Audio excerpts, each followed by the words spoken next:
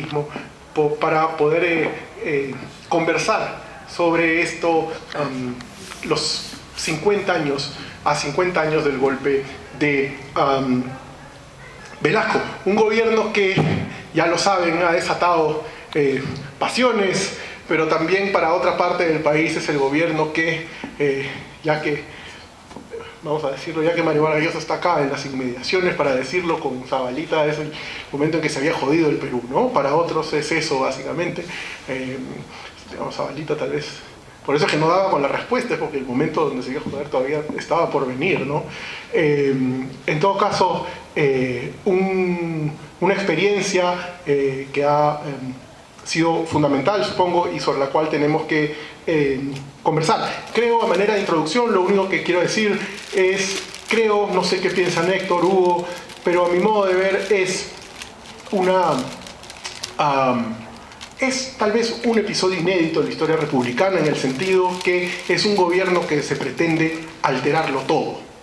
Es decir, no quiere hacer una reforma aquí, una reforma allá, sino que lo que se propone es desestructurar una forma en que está construido el poder en el Perú, el poder político, económico, social, las instituciones, simbólico, y reestructurarlo de otra manera, con unas nuevas instituciones, con una nueva economía, con una nueva educación. Es decir, es la pretensión total.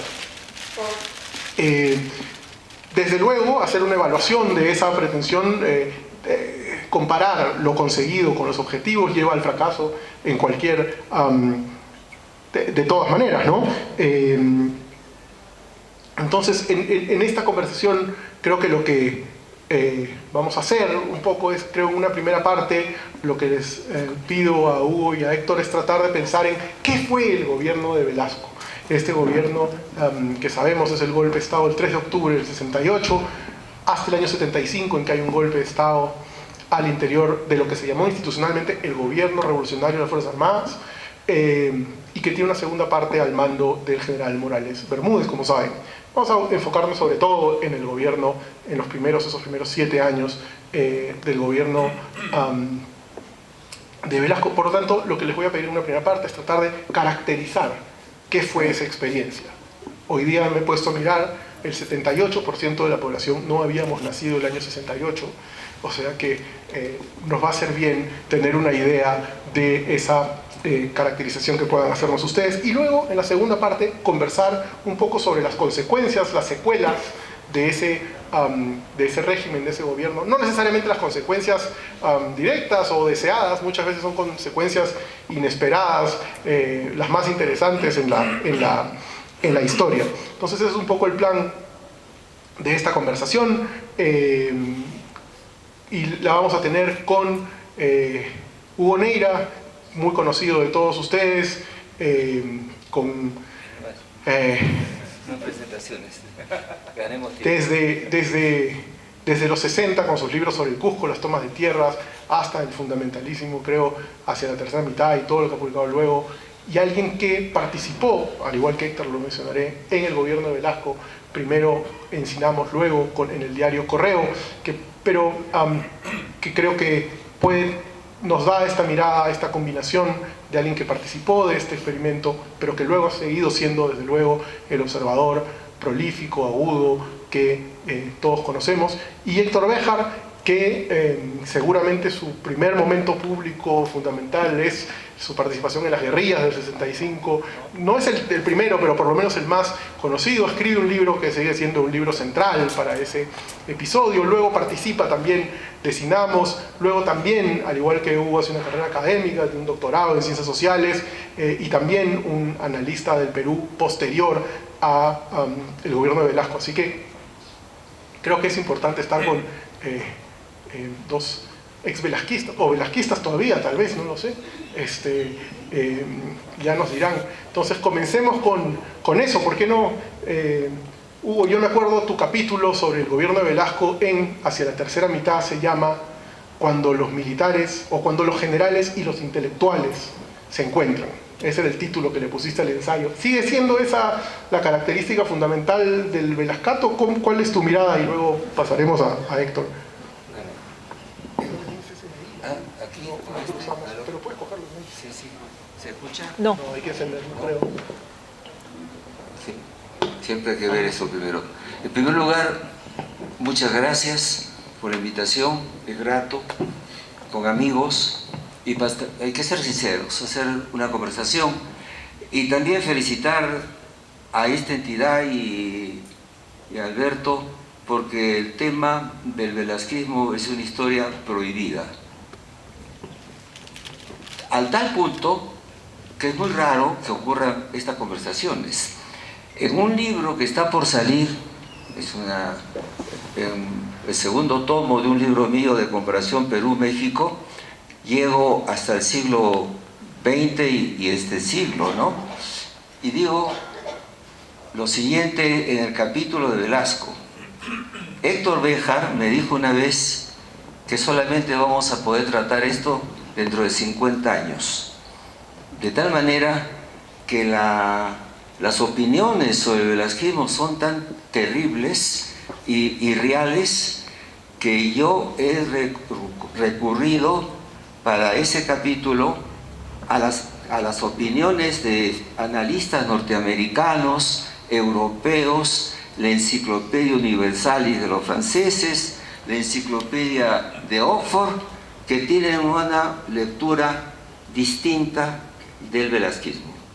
Entonces, sin embargo, Héctor nos va a contar porque hace poco ha habido un homenaje o algo así, un evento también en Lima. Entonces quiero decir lo siguiente, en primer lugar, las cosas más sencillas. Ese fue un régimen militar y de alguna manera una revolución. ¿Qué quiere decir? No hubo civiles. Ni Héctor, ni yo, ni ningún civil fue ministro. Eso habría que ponerlo bien claro. En segundo lugar, es evidente, por lo menos para mí, que sigo pensando que ahí, en el año 1968, se acabó la colonia. Así de simple. No hay indios. Y el que me diga que no cambió nada, lo invito a venir, le pago el avión, nos vamos juntos a la Pampa de Anta, donde ahora hay campesinos con tierra, ¿no? Campesinos con tierra. En la reforma agraria llegó a 425.000 cabezas de familia, 800.000 personas, y hoy día hay en el Perú, no digo que con la reforma agraria, 2 millones de agricultores de Puno hasta Cajamarca, según el Instituto Nacional de Estadística. Vamos a la Pampa de Anta y díganle al campesino de hoy que tiene propiedad que debe regresar al fondo, al latifundio y a trabajar gratis. Si sale con el cuero cabelludo de su sitio, será un milagro. Cambió el país. En este país ya nadie trabaja gratis. ¿Alguno de ustedes trabaja gratis para alguien? Se acabó. Y eso era, ya no hay gamonales, cosa que fue un enorme error de Abimael Guzmán lanzarse cuando ya no había gamonales. Yo quisiera más bien, conversando, Alberto, que le preguntes a Béjar y me preguntes a mí delante de los amigos, hagamos una cosa más personal, por cómo llegamos al velasquismo y cómo nos fue dentro, porque no vayan a creer que no tuvimos tensiones y dificultades con los militares. Eso, por una vez, vamos a confesarlo públicamente y voy a contar de qué manera descubrí el velasquismo, porque yo estaba en 1968 en París, estaba estudiando y no me conmovió mucho el golpe, y la toma de la International Petroleum me pareció un gesto nacional, patriótico, me pareció que era un sistema nacerista, llamábamos en la época, ¿no? Nacionalista. Y incluso pasaron 3 militares a preguntarme qué pensaba de eso en París. Yo le dije, está muy bien, muy interesante, pero ustedes no han dado todavía el paso de pasar el Rubicón. Y bueno, algunos de ellos eran muy ilustrados, habían estado en el CAEN, pero hubo un militar que me dijo, le preguntó al otro, ¿qué es el Rubicón? Así que el otro le preguntó, Rubicón quiere decir que un paso decisivo que estaba prohibido dar. Entonces me dijeron, ¿cuál es el paso? El paso decisivo. Le dije, señor, la tierra, los indios, el latifundio. Ese día yo sí pensaré distinto. Entonces hicieron esa cosa que hacen los militares, se miran así, hacen unos gestos, como diciendo, no hablamos, aprendimos después a tener esa disciplina, no hablábamos, ¿no? Después también de cosas de Estado, no se hablaba como hablan ahora, y me dijeron, ya tendrá usted noticias ya tendrá usted noticias nuestras. Me olvidé, estaba muy ocupado, estudiaba, y de repente el 24 de junio de 1969, en todos los kioscos, reforma agraria en el Perú, en alemán, en inglés, en francés, dice, ocupan 5.000 latifundios, grandes propiedades, sin un muerto, siempre con una persona, un notario, etc. Y yo dije, no, yo me vuelvo, yo regreso, yo soy el autor de Cusco, Tierra y Muerte, del movimiento campesino, he estado muy cerca, yo no me pierdo eso. Termino con decirles una cosa, estuve un año en la casa de mi madre hasta tomar la decisión de entrar a trabajar con Velasco. No me lo creía. Entonces me fui a hablar a mi director de tesis y me dijo, Hugo, los sudamericanos pueden ser muy mentirosos, ¿eh? Esos militares también, acá tiene usted su sitio. Yo no creo, me dijo, militares de izquierda, eso no existe. Yo no creo que haya leones herbívoros. Así es, y al año ya decidí pues no quedarme en Perú, y le mandé un telegrama, no había pues todavía internet, ¿no? Y entonces mandé el telegrama diciendo, me quedo, son leones herbívoros, y me quedé. Así que puedo ahí comenzar a decir un poco, y lo que nosotros existencialmente vivimos dentro de esto, y qué experiencia teníamos de ver la sociedad y ver el Estado, y cómo nos fue. No sé si te... Héctor, ese régimen, ¿cuán importante, creo que es algo que a la distancia, el papel de las Fuerzas Armadas como régimen institucional, pero también el papel de Velasco? ¿Cuánto fue el gobierno revolucionario de las Fuerzas Armadas o el gobierno revolucionario de Velasco Alvarado? ¿Cuál es tu impresión de ese proceso? Bueno, tú empezaste preguntando qué es, ¿no? Yo te respondo dos cosas. Es un proceso institucional, refiriéndome especialmente a las Fuerzas Armadas, porque la decisión del 68 no fue una decisión de Velasco, fue una decisión de las Fuerzas Armadas, como la decisión de tomar Talara el 9 de octubre del 68. Y es un proceso revolucionario, por lo que ha dicho Hugo. Entró un país, salió otro país. Así de simple. Añadiría, dejó un mensaje. ¿Y sabes cuál mensaje dejó? Y eso se puede demostrar con los últimos textos de Velasco. El Perú, de adelante, el sistema peruano que sustituya al sistema oligárquico, deberá ser un sistema en el cual exista un régimen político en manos de la gente, en manos del pueblo, en manos de los trabajadores organizados, de los campesinos, de las cooperativas, de las comunidades industriales. Para eso nos pasamos 6 años, hubo algunos, yo un poquito más, organizando a la gente, organizando cooperativas de trabajadores, comunidades industriales,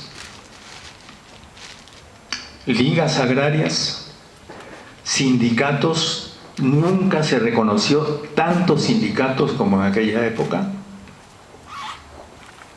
Una central de trabajadores, la Confederación General de Trabajadores del Perú, que no era velasquista. Entonces, ahí también hubo institucionalidad. El mensaje fue empezar con un proceso revolucionario institucional de las Fuerzas Armadas, y por eso es que hubo militares conservadores que acompañaron el proceso hasta el final, algunos de los cuales fueron los más leales a Velasco,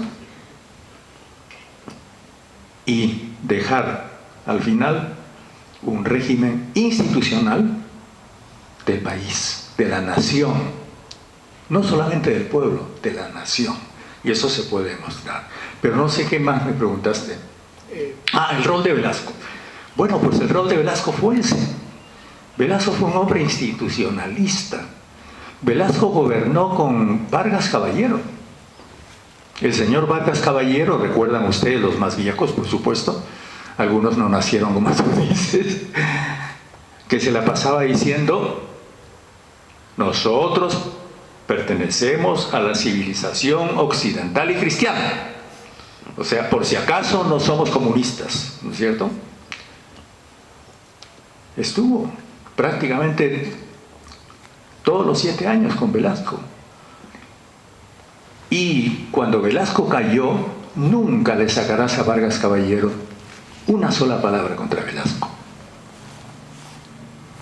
Entonces, eso muestra que esa promoción de generales recogía un sentimiento nacional. Porque ciertamente, yo digo, esto empezó siendo una revolución institucional de las Fuerzas Armadas, pero recogía un sentimiento nacional que ya existía. No tengo tiempo para demostrártelo, pero si quieres me preguntas y te lo demuestro. Y entonces el rol de Velasco fue ese. Velasco fue un coordinador, movilizador, absolutamente respetuoso de las instituciones.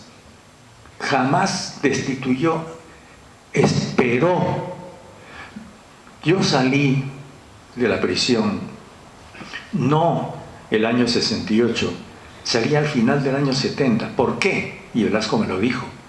Yo esperé a que los generales que se oponían a tu libertad se fueran a retiro.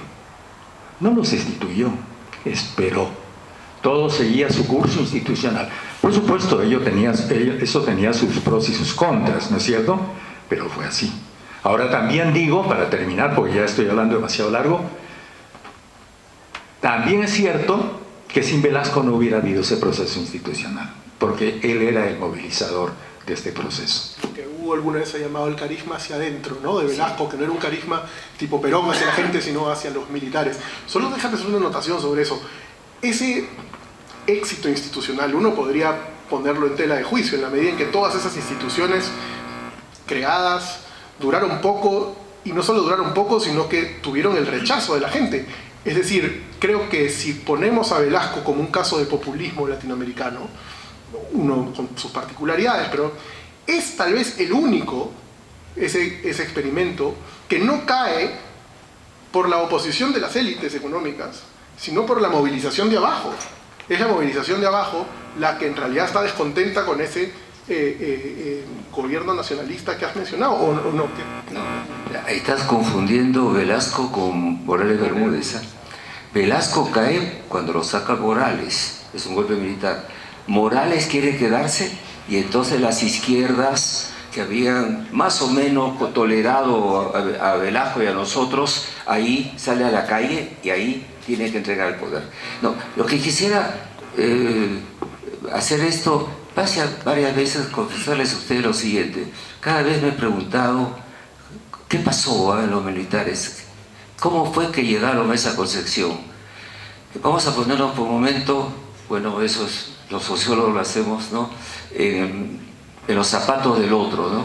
¿Cómo razonaron? ¿Cómo razonan los militares, no? Ellos no razonan, pues, no mejor ni peor, distinto, ¿no? No son hombres de negocios. Un hombre de negocios piensa que ganar dinero es lógico. Un político piensa que tiene que tener bases electorales, ¿no es cierto? Es lógico. Tiene que tener simpatizantes. ¿Cómo piensa un militar? Un militar en todas partes del mundo piensa quién es enemigo, quién es amigo. Tiene una mentalidad geopolítica. Razonan así, si no, no son militares.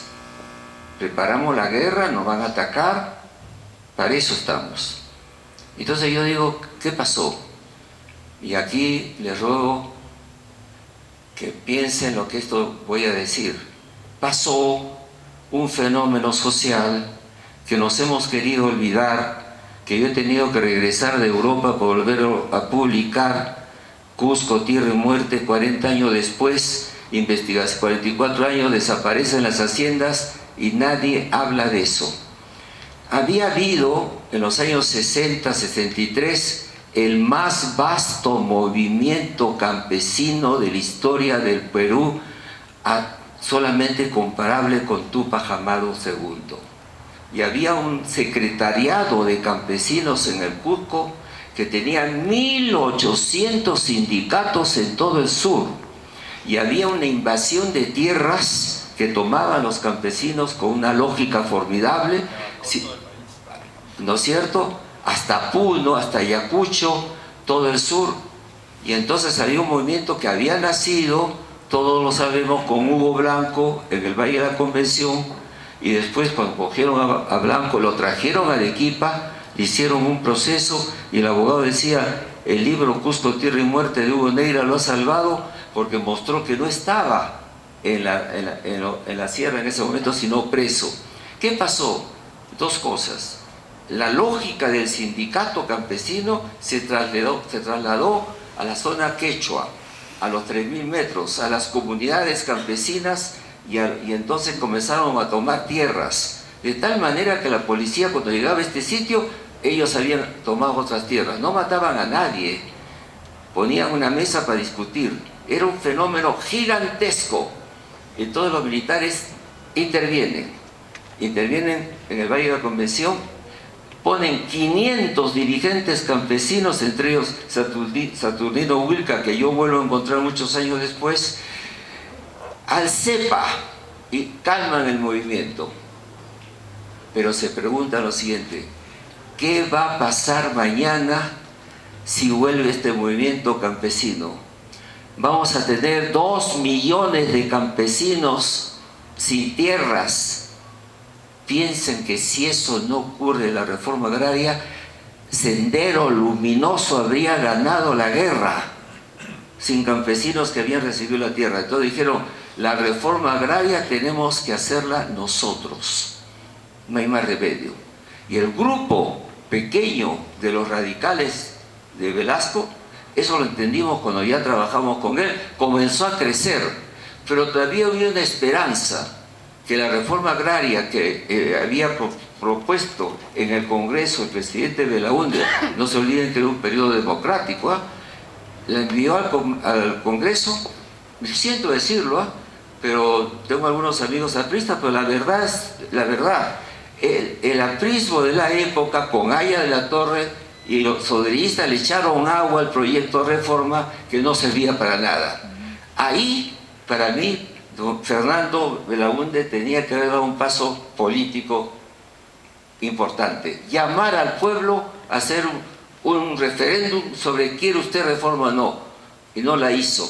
No iba a haber reforma agraria, y los militares dijeron, ¿quiénes vamos a defender a la oligarquía? Nosotros. Entonces la reforma agraria la vamos a hacer nosotros. Es una lógica militar. Lo que quiero decir es que después, como ha dicho Oveja, no había vinieron otras cosas. Vino la propiedad social, vino la participación de los obreros en la comunidad industrial. Esas son cosas que se fueron creando después. Esas desaparecieron, pero quedó la reforma. Y la reforma se aplicó. Y el país se modernizó. Entonces, lo que está claro es que eso le sirvió déjame contar este pedacito que es interesante. Los militares habían ido de toda América Latina a estudiar a la escuela de Panamá para enfrentar al comunismo, ¿no? Escuela americana. Los brasileños dijeron el Partido Comunista Brasileño es un riesgo. 4 Velascos tuvieron, modernizaron con dictadura Brasil. Brasil dejó de ser un país subdesarrollado, se convirtió en una emergencia. Los militares peruanos dijeron, ¿enemigos del comunismo? No, somos chiquitos, pequeños partiditos. El APRA no va a ganar las elecciones. ¿Quién es el enemigo? La oligarquía. Hay que cargarse la oligarquía. ¿Cuál es el obstáculo para el desarrollo? La oligarquía. ¿Qué tiene la oligarquía? Una serie de propiedades precapitalistas. Si alguno de ustedes quiere hacer un estudio de cómo eran los fondos, tienen todos los documentos, están en el Banco de la Nación. Eran muy pocos propietarios, ganaban poco, y entonces decidieron hacerle la guerra a la oligarquía. Un profesor francés, Rouquier, se convirtieron, dice, en una burguesía de sustitución, haciendo lo que un país burgués hace, reformar el agro. No lo hicieron ellos, no lo hicieron ningún partido. ¿Quién tenía que hacer? Los militares. Y lo hicieron por eso. Una lógica militar, eliminar un riesgo. Creo que tal vez dos cosas sobre eso, ¿no? Creo que tengo unos reflejos liberales que se despiertan. Creo que Héctor hablaba de un sentimiento de reivindicativo nacional que preexiste al gobierno de Velasco, pero también no podemos dejar de mencionar que ese anhelo en ese momento estaba canalizado por partidos reformistas, que encuentran en la situación institucional, en este impasse congresal, la imposibilidad de hacer la reforma, efectivamente, pero teníamos un sistema institucional a través de partidos, que es el vehículo de representación liberal, con elecciones municipales que habían sido instauradas en 1964 por primera vez, que Velasco clausura. Entonces, por lo tanto, también, además es un gobierno, digamos, autoritario. Es decir, lo que quiero decir es con deportaciones, con arbitrariedad, con muchos deportados ahí. Entonces, no solo encarna una necesidad, también creo que liquida una oportunidad de representación liberal partidaria a partir de eso, de vehículos de representación, y que creo un poco como en la historia de Tocqueville, contado así, es un trueque entre queríamos reformas pero no derechos, ¿no? Bueno, te cuento. Se suicidaron. No lo sacaron, se suicidaron. Me refiero a los partidos. Y te voy a decir por qué. Laudo de la Breya y Pariñas. Todo el mundo sabía que eso era ilegal. Todo el mundo. Al extremo de que el periódico más conservador del Perú, dirigido por el hombre más conservador del Perú, Luis Miro Quesada, postulaba la nulidad del Laudo de la Breya y Pariñas. ¿Qué hicieron los partidos políticos? El APRA y aquí empiezan los problemas. Te iba a decir Acción Popular, pero no. La Acción Popular de Ulloa. Porque la Acción Popular de Edgardo Seoane estaba por la nulidad del laudo. La Democracia Cristiana, te iba a decir que no estaba por la nulidad. No, perdón. Luis Bedoya Reyes no estaba por la nulidad, pero Héctor Cornejo Chávez sí estaba por la nulidad.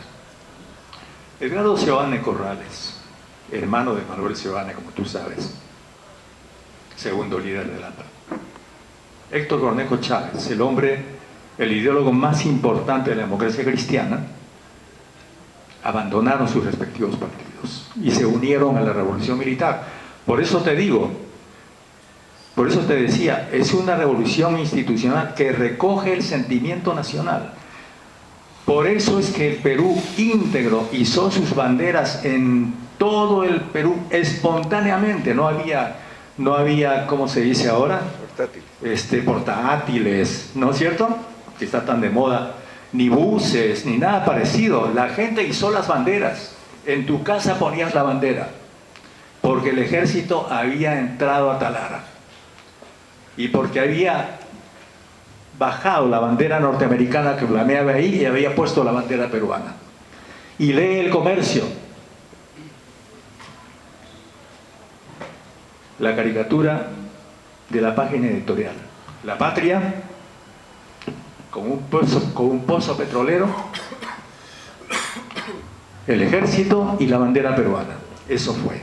Por eso te digo, esto fue un sentimiento nacional. Ahora, tú me dices, los partidos, qué pena, digo yo, ¿no? pero a que subsista el APRA de ahí a la Torre, o el PPC del señor Bedoya Reyes, o la Acción Popular del señor Manuel Ulloa, si me dan a escoger, no digamos ya reforma agraria ni nada de eso, porque además te puedo contar todo lo que hicieron ya algo ha dicho Hugo, ¿no es cierto? Yo digo, pero obviamente, yo escojo a Velasco, a Jorge Fernández Maldonado, a Leonidas Rodríguez, a Vargas Caballero y a Héctor Cornejo Chávez y Eduardo Sebane. Y puedo añadir nombres de políticos absolutamente honestos que rompieron con esos partidos y que abrieron un periodo de 7 años. Y mira, yo creo que es hora de que empecemos no a hacer discursos, sino a contar recuerdos personales. Cuando yo llegué a Alcoa, a comienzos de 1971, acababan prácticamente de liberar, tomé parte en la primera sesión del Consejo de Oficiales Asesores de la Presidencia. ¿Qué discutían ahí? Estaba Efraín Ruiz Caro, mira, famoso periodista injustamente olvidado ahora. La transferencia del poder. Los militares no estaban discutiendo para quedarse en el poder ad eternum. Estaban discutiendo si iban a transferir el poder a la oligarquía a la que habían derribado o algo nuevo que todavía no existía. Ese era el tema. Entre enero y marzo de 1971, 4 años antes del golpe de Morales Bermúdez. Entonces, era obvio que ellos tenían en la cabeza un proceso histórico que evidentemente, qué pena, no pasaba por los partidos liberales, pasaba por una opción mucho más radical y mucho más popular, que con el tiempo hubiera podido ser una auténtica opción liberal. Yo no tengo nada en contra de un país liberal en manos de los líderes populares. De lo que estoy en contra es de oligarcas disfrazados de liberales, porque eso es lo que hubiéramos tenido, ¿o no?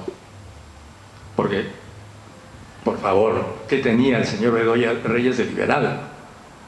¿Qué tenía el señor Ulloa de liberal? La pintura que se ponían encima, o los titulares de sus periódicos, o sus quejas después del golpe, nada más.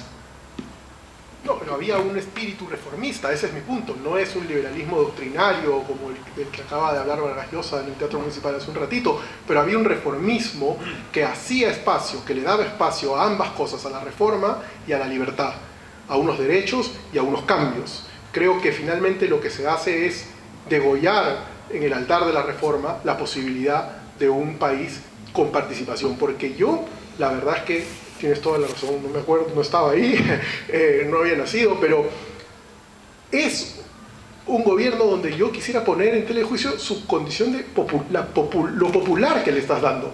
Como decía Hugo, no habían civiles. Alberto, con todos mis respetos, ¿se escucha o no? No. Lo que tienes que abrir. Con todos mis respetos, ¿por qué crees que Héctor Béjar fue comunista? ¿Por qué crees que yo a los 20 años entré al Partido Comunista en San Marcos? ¿Porque había ese espacio reformista? No, era el APRA que dominaba y no estábamos seguros que no hubiera sido un autoritarismo de poder. Estás trasladando una situación, perdóname, pero te lo tengo que decir, de los años actuales. La izquierda crece después de Velasco.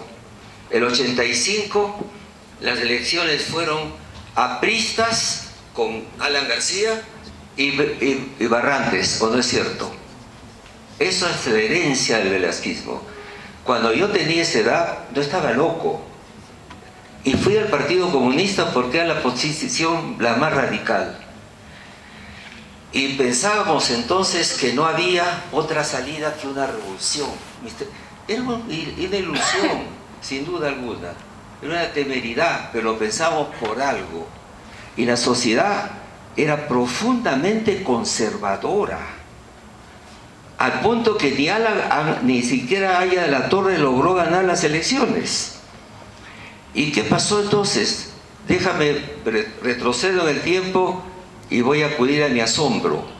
Estamos en la época de Velasco, estamos en Sinamos, ¿y qué pasa? Me asombra la fragilidad de la oligarquía, se derrumbó. Me asombra el conservadurismo de las clases medias de la época. Admiraban la oligarquía, la admiraban, era un modo de vida, les tenían un gran respeto, les seguían a los playboy que corrían en tabla hawaiana, eran parte de la aspiración de las secretarias para conseguir un noviazgo con alguno de ellos. En ese momento no había esa conciencia democrática, la sociedad no lo era. Y luego, la lentitud de los beneficiados de la reforma, de la revolución de los militares, a reaccionar. Aparte de los campesinos, los sectores populares no lo hicieron. Me asombraba también otra cosa importante. Fue un gobierno que hizo modificaciones y reformas por todo lado, lo has dicho. ¿Saben qué cosa produce en nuestra sociedad tan conformista? Que el que hace, el presidente o el gobierno que hace cambios radicales es impopular. Nos gustan los blanditos, los que no hacen gran cosa, no pisan callos para que todo siga igualito. Así que si alguien hoy es un estadista, tendría que correr el riesgo de hacer cosas y ser impopular. Yo tengo ya un prejuicio a pensar que un presidente que es amado por el pueblo no ha hecho gran cosa. Miren a Macron los problemas que tienen en Francia por hacer cosas. Miren a la señora Bachelet, que se ha ido con un porcentaje muy poco favorable en el pueblo, porque ha hecho una reforma agraria, una reforma